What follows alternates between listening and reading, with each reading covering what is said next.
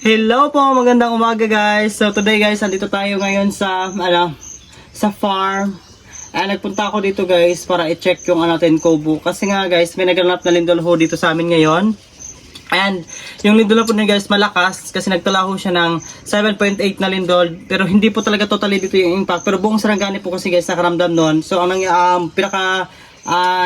tawag nun na ang pinakamalakas talaga guys is dun sa sa Maasin, doon po talaga yung nanggaling yung lindol, doon po siya nagsimula ng 7.8 na lindol po. That's why pumunta ho ako dito para i-check ho yung kubo natin, baka kasi po natumba. That's why nagpunta talaga ako. And ayun guys, so bigyan ko lang po kayo ng konting update dito sa kubo ko. Yung kulang na lang talaga guys is yung bintana at saka pinto. Kasi guys, hindi pa nagtrabaho sa tito ngayon dahil nga po umalis sila dahil po sila ng parang PhilHealth, may inaayos po sila ng PhilHealth ngayon kaya hindi ko muna sila pina-work. And yung babalik na dito guys si tito. So yun guys, yun lang. Guys, ito na yung sala natin. Ayan na yung update ng sala. And ito, nalagyan na din nila to ng tawag ng dingding. And dito sa loob, ito na. Ayan, ito na lang yung kulang pala natin guys, yung pinto dito. And yung bintana here. Ayan. So ayan, kumpleto na siya. So bintana lang talaga yung kulang.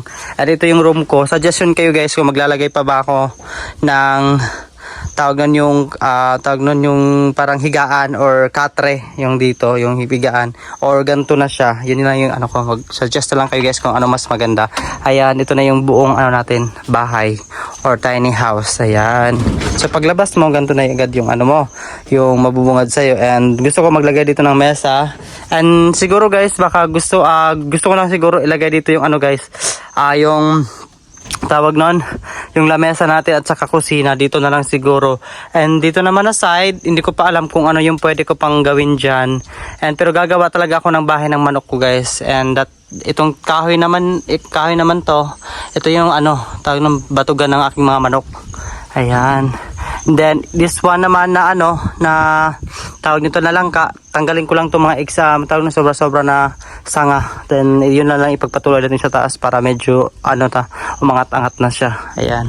So ang kasama ko ngayon si Bingbing at saka si Ana. Hello kayo guys. Ayan.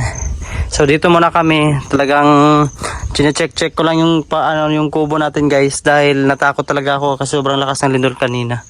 Ayan. Talaga yung gusto ko dito sa farm. And ayun, tsaka may naipon na rin ako ng mga pinggan and may binigay naman sa akin si Ate Kit na mga gamit. And then may gamit na tayo para sa pangkusina. And yung plate ko naman may binigay din sa akin si Ate Rose galing dun sa bahay niya na malaki before, yung malaking bahay niya. Tapos may mga naipon din siyang gamit and yung iba niya mga gamit is binigay niya sa akin. And then may magagamit na tayo. And sa kwarto naman guys, may may nakuha na akong isang bedsheet galing din kay Ate Rose para in case pag dito tayo natulog may magagamit na rin talaga tayo. Then guys, mag-suggest lang din po kayo kung ano yung nice or ano yung suggestion na pwede kong gawin. Pero yung halimbawa yung dito lang guys, yung mga kaya ko lang, wag naman yung mag-request kayo ng like hindi ko kaya. Yung nandito lang sa amin, yung dito lang makaya kong gawin. Yun lang yung ko is kung bagay ba siyang lagyan ng kurtina here or ano ba ang pwede kong ilagay. So, ayun, mag-suggest lang kayo ng pwede kong ilagay dito sa sala natin para mas maganda tingnan. Guys, linog guys. Oh. Lingkod ba? Oh my God, Lord. Hallelujah. Oh my God. Jesus, lingkod dahil lingkod. Oh my God, Lord. Oh my God, Lord. Oh Lord, ang mga bata dito, Lord. Hallelujah.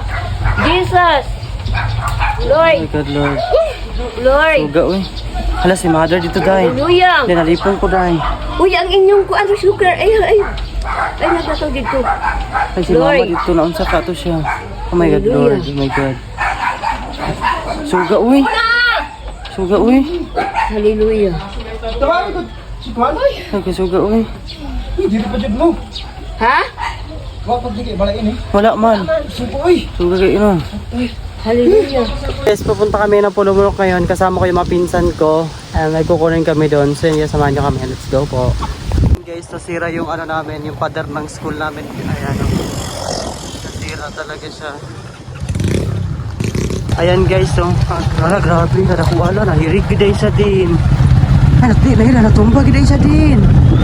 Ayan guys, yung second floor nila is bumagsak.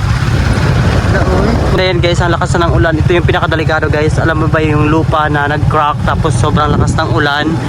papasok yung tubig ulan sa sa lupa. Yun, nagkakaroon talaga ng landslide. Ayan papunta na dito yung ulan.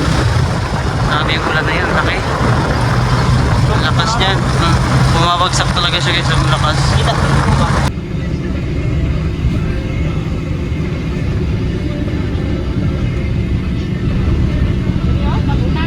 Tabunan gid siya ba eh.